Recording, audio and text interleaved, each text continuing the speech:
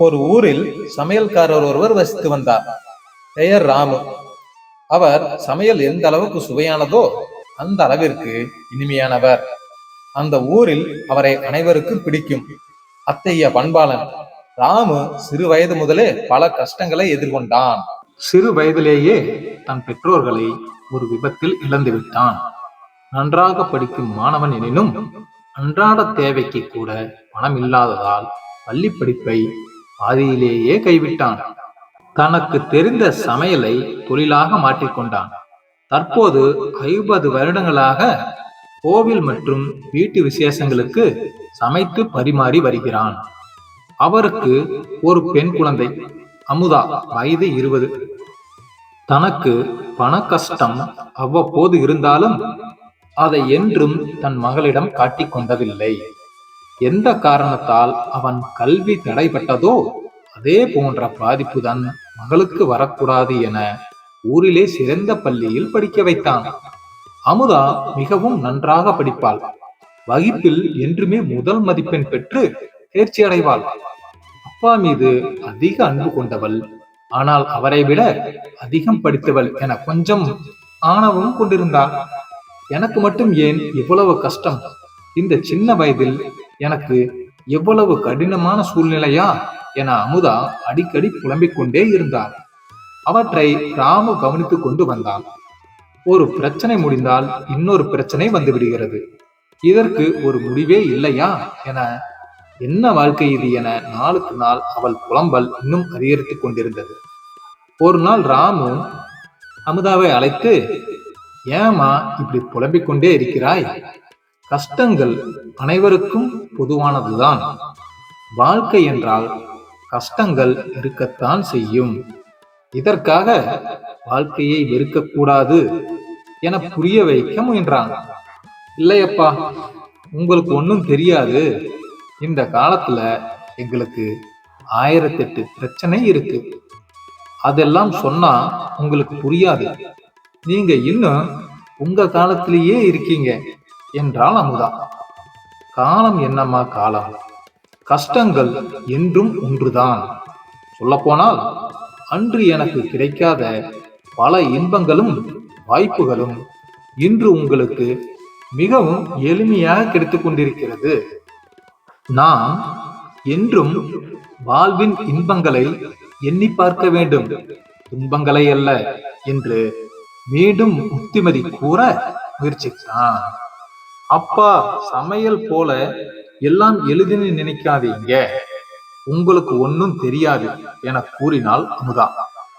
அவள் கொண்ட ஆணவம் ராமு கூறும் உண்மைக்கு செவி சாய்க்க விடாமல் அவளை தடுத்தது. ராமுவிற்கு புரிந்துவிட்டது, இனி அமுதாவிடம் பேசி பயனில்லை என்று. சரியம்மா, எனக்கு புரியவில்லைதான், என்னுடன் சமையல் அறைக்கு வா என அமுதாவை அழைத்துச் சென்றான் ராமு. அடுப்பில் 3 பாத்திரங்களை வைத்தான். அதில் தண்ணீரை ஊற்றி கொதிக்க வைத்தான். என்னப்பா செய்றீங்க? எதற்கு என்ன கூட்டிட்டு வந்தீங்க? படிக்க நிறைய இருக்கு, நான் போகணும் என பொறுமையின்றி தவித்தாள். சிறிது நேரம் புறாமுதா என அவளை நிதானப்படுத்தினான் ராமு. ஒரு உருளைக்கிழங்கு, ஒரு முட்டை மற்றும் சிறிது காப்பி கூட்டைகளை எடுத்து வந்தான். அமுதா, இந்த 3ஐயும் ஒரு பாத்திரத்தில் போடு என 3 பொருட்களையும் அமுதாவின் கையிலே கொடுத்தான். கொதிக்கும் நீரில் 3 பொருட்களையும் போட்ட பின் அடுப்பின் தீயை இன்னும் அதிகப்படுத்தினான் ராமு. சிறிது நேரம் கழித்து 3 பாத்திரங்களையும் எடுத்து உள்ளே போட்ட பொருட்களை தட்டில் வைத்தான். அமுதா, இதோ இந்த உருளைக்கிழங்கு இப்பொழுது எப்படி உள்ளது என ராமு கேட்க, மென்மையாகி விட்டதப்பா என்றாள் அமுதா. இந்த முட்டை கீழே போட்டால் உடையும் முட்டை இனி உடையாது போல அதன் புறப்பகுதி வலுப்பெற்று உள்ளது அப்பா. சரி அமுதா, அந்த காப்பியை ஊற்று. இருவரும் காப்பியை ஊற்றி குடித்தனர். காப்பியின் சுவை அமுதாவிற்கு இன்பம் அளித்தது. இது எப்படி உள்ளது கேட்டான் ராமு. மிகவும் அருமையப்பா, அமுதா சிரித்துக் கொண்டே கூறினாள். இதுதான் வாழ்க்கை அமுதா. வாழ்க்கையின் துன்பங்கள் வெந்நீரை போல சுடும். நாம் கடுமையாக அந்த உருளைக்கிழங்கு போல இருந்தால் மென்மையாகி விடுவோம். மென்மையான முட்டையை போல் இருந்தால் கடுமையாகி விடுவோம். ஆனால் அந்த காப்பி கொட்டைகள் போல வெந்நீரோடு கலந்து அவற்றை ஏற்றுக்கொண்டால் வாழ்க்கையே சுவையாகிவிடும். நீ எதை தேர்ந்தெடுக்கப் போகிறாய் என்றான் ராமு. காப்பி கொட்டைகள், அதுவே வாழ்க்கையை மகிழ்ச்சியாக வாழ்வதற்கு வழி. உணர்ந்து கொண்டேன். உங்களுக்கு ஒன்றும் தெரியாது என்று கூறியதற்கு மன்னித்து விடுங்கள் அப்பா. அறிவுக்கும் கல்விக்கும் சம்பந்தம் இல்லை. நீங்கள் தான் சிறந்த அப்பா என தன் தவறை உணர்ந்து வாழ்வின் உண்மையான ரகசியத்தை மனதால் ஏற்றுக்கொண்டால் அமுதா. அடுத்த ஒரு நல்ல கதையை பார்க்கலாங்க. ஒரு ஊரில் சின்ன பையன் ஒருவன் வாழ்ந்து வந்தான். பெயர் ராமு. அவனுக்கு பெரிய சண்டை வீரனாக வேண்டும் என்று ஆசை. அவன் தன் முடிவில் மிகவும் தெளிவாக இருந்தான். பள்ளி படிப்பு முடிந்தவுடன் தன் ஆசையை பெற்றோர்களிடம் கூறினான். அவர்களும் அவன் கொண்டிருந்த ஆர்வத்தை தடுக்கவில்லை. அவனை மேலும் ஊக்கப்படுத்தினர். சண்டை வீரனாவதற்கு வேண்டிய உதவிகளை செய்யவும் தயாராக இருந்தனர். அவன் சண்டை பயிற்சிக்கென இருக்கும் முழு நேர கல்லூரியில் சேர்ந்து அவ்விடமே தங்கி கற்றுக்கொள்ள விருப்பப்பட்டான். அதை தன் வீட்டில் உள்ளவர்களிடமும் கூறினான். அவர்கள் சற்று தயங்கினர். ராமு அந்த கல்லூரிகளில் சேர்ந்தால் பல ஆண்டுகள் நீ அங்குதான் இருக்க வேண்டும். எங்களை காண்பதற்கான பேசுவதற்கான வாய்ப்புகள் குறைவே. உன்னால் பல ஆண்டுகள் பயிற்சி மட்டும் செய்து கொண்டு வாழ இயலுமா என்று கேட்டனர். ராமு தெளிவாக இருந்தான். இவன் அனைத்தையும் நான் அறிவேன். நன்கு சிந்தித்த பின் தான் உங்களிடம் கேட்கிறேன். என்னால் இதை செய்ய முடியும். என் மீது எனக்கு நம்பிக்கை உள்ளது. உங்களை காணாமல் பேசாமல் இருப்பது கடினம்தான். ஆனால் என்னால் அதை செய்ய இயலும்.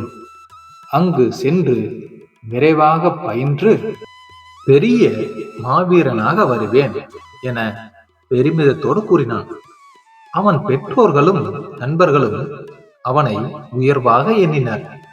இந்த சிறிய வயதில் தன் இலக்கின் மீது அவன் வைத்திருந்த பற்றும் ஆர்வமும் அனைவரையும் வியப்படைய செய்தது. அவனை வாழ்த்தி நாட்டிலே சிறந்த சண்டை பயிற்சி கல்லூரிக்கு அனுப்பி வைத்தனர். ராமு அங்கு சென்றவுடன் மிகவும் ஆர்வத்தோடு பயிற்சிகளை மேற்கொண்டான். அவனது ஆற்றலை கண்டு ஆசிரியர்கள் வியந்தனர். அவனின் கடின உழைப்பால் சீக்கிரமே அடிப்படை பயிற்சிகளில் இருந்து அடுத்த நிலைக்கு செல்லும் வாய்ப்பு கிடைத்தது. ராமுவும் இதைத்தான் எதிர்பார்த்து காத்திருந்தான். முக்கியமான சண்டை பயிற்சிகளை கற்றுக்கொள்வதில் தீவிரமாக இருந்தான். அவன் எதிர்பார்த்த நாள் வந்தது. அடுத்த நிலை பயிற்சி தொடங்கும் வேலை வந்தது. ஒரு வயதான ஆசிரியர் அவனுக்கு சண்டை பயிற்சிகளை சொல்லிக் கொடுக்க வந்தார். இந்த முதியவரா கற்றுக் கொடுக்க போகிறார் என்று அவனுக்குள் சிறிய சந்தேகம் இருந்தது. அந்த முதியவர் ஒரு பெரிய பாத்திரத்தை கொண்டு வந்திருந்தார். அநேகமாக இந்த பாத்திரத்தை உடைப்பதுதான் பயிற்சியாக இருக்க வேண்டும். நாம் எதிர்பார்த்தது நமக்கு கிடைக்கப் போகிறது என்று மனதிற்குள் மகிழ்ந்தான் ராமு. அந்த ஆசிரியர் அவனை அழைத்தார். அங்கே தெரிகிறதே ஆறு, அந்த நீரை கொண்டு வந்து இந்த பாத்திரத்தை நிரப்பு என்று கட்டளையிட்டார். ஆனால் குருவே, நீர் எடுத்து வருவதற்கான பாத்திரம் எங்கே என வினவினான் ராமு. உன் இரு கைகளால் நீரை எடுத்து வந்து நிரப்பு என்று கூறிவிட்டு ஓரமாக நிழலில் அமர்ந்தார் ஆசிரியர். ராமு இதற்கெல்லாம் சலித்தவன் அல்ல.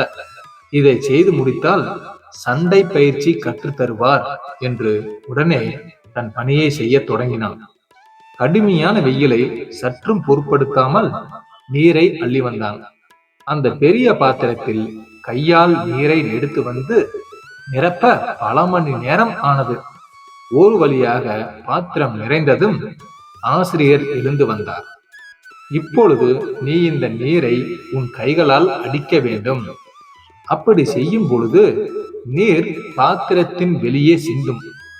நீ அவ்வாறு அடித்து பாத்திரத்தில் இருக்கும் நீரை குறைக்க வேண்டும். நீர் குறைந்த பின் மீண்டும் ஆற்று நீரை கைகளால் கொண்டு வந்து நிரப்பி மீண்டும் அடித்து குறைக்க வேண்டும். இன்று நாள் முழுக்க நீ செய்ய வேண்டிய பணி இதுவே என்று கூறிவிட்டு தன் வேலைகளை கவனிக்க சென்று விட்டார். சண்டை பயிற்சி கற்றுக்கொள்ள வந்தால் இவர் இன்னும் ஏதோ சாதாரண பயிற்சிகளை தருகிறாரே என்று சிந்தித்தபடி தன் பணியை செய்தான் ராமு. அடுத்த நாள் நிச்சயம் சண்டை பயிற்சி தான் பாடமாக இருக்கும் என்ற ஆர்வத்தோடு வந்த ராமுவிற்கு ஏமாற்றம் தான் மிஞ்சியது. மீண்டும் நேற்று செய்த அதே பயிற்சியை தொடரும்படி கட்டளையிட்டார். இவ்வாறாக பல மாதங்கள் ஓடின. ராமுவிற்கு இது கடும் கோபத்தை தந்தது. எனினும் அவன் ஆசிரியர் மீது கொண்ட மரியாதை அவனை பேச விடாமல் தடுத்தது. அனைத்து மாணவர்களும் தங்கள் வீட்டிற்கு சென்று வர சில நாட்கள் விடுப்பு அளிக்கப்பட்டது. ராமு விடுதலை கிடைத்தது போல பறந்தான். சண்டை வீரனாக வேண்டும் என்ற அவன் இலக்கும் பறந்துவிட்டது. வீட்டுக்கு சென்றால் அதோடு இங்கு திரும்பி வரப்போவதில்லை என்று மனதிற்குள் நினைத்து கொண்டான். வீட்டை அடைந்தான். அங்கு அவன் பெற்றோர்களும் நண்பர்களும் உறவினர்களும் அவன் வருகையை சந்தோஷமாக கொண்டாடினார். அவ்வப்போது நீ அங்கு கற்றுக்கொண்ட சண்டை பயிற்சியை செய்து காட்டு என்று கேட்டு வந்தனர். அவன் சண்டை பயிற்சி இன்னும் கற்றுக்கொள்ளவே இல்லை என்பதை கூற தயங்கினான். அதற்கு மாறாக ஒரே பணியை செய்தது அவன் நினைவுக்கு வந்தது. கோபத்தை தூண்டியது. இன்னொரு நாள் செய்து காட்டுகிறேன் என்று கூறி பல நாட்கள் ஓட்டிவிட்டான். ஆனால் அவர்கள் விடுவதாக இல்லை. மீண்டும் மீண்டும் கேட்டுக்கொண்டே இருக்க ராமுவிற்கு கோபம் தலைக்கு ஏறியது. உங்களுக்கு சண்டை செய்து காட்ட வேண்டுமா என்று சத்தமாக கத்தியபடி முன்னே இருந்த மேஜையை தட்டினான். மேஜை இரண்டாக உடைந்தது. பெற்றோர்கள், உறவினர்கள், நண்பர்கள் என அனைவரும் இவ்வளவு சக்தியா, மிகவும் அருமை என்று பாராட்ட தொடங்கினர். அப்பொழுதுதான் ராமுவிற்கு அனைத்தும் புரிந்தது. தினமும் அவனை நீரை அடிக்கச் சொல்லியதன் காரணம் அவன் கைகளை பயிற்சி மூலம் வலிமைப்படுத்தத்தான் என்று மீண்டும் பயிற்சி பள்ளிக்கு செல்லும் நாளை எதிர்நோக்கி காத்திருந்தான். பயிற்சியே சாதாரண மனிதனையும் மாமனிதனாக்கும் சித்திரமும் கைப்பழக்கம். நண்பர்களே, இந்த கதை பிடிச்சிருந்ததுன்னா ஒரு லைக் கொடுத்துருங்க. இந்த கதைகள் பற்றிய கருத்துக்களை கமெண்ட் பாக்ஸில் கமெண்ட் பண்ணுங்க. நண்பர்களுக்கு ஷேர் பண்ணுங்க. மறக்காம நம்ம சேனலை சப்ஸ்கிரைப் பண்ணிருங்க. நன்றி நண்பர்களே.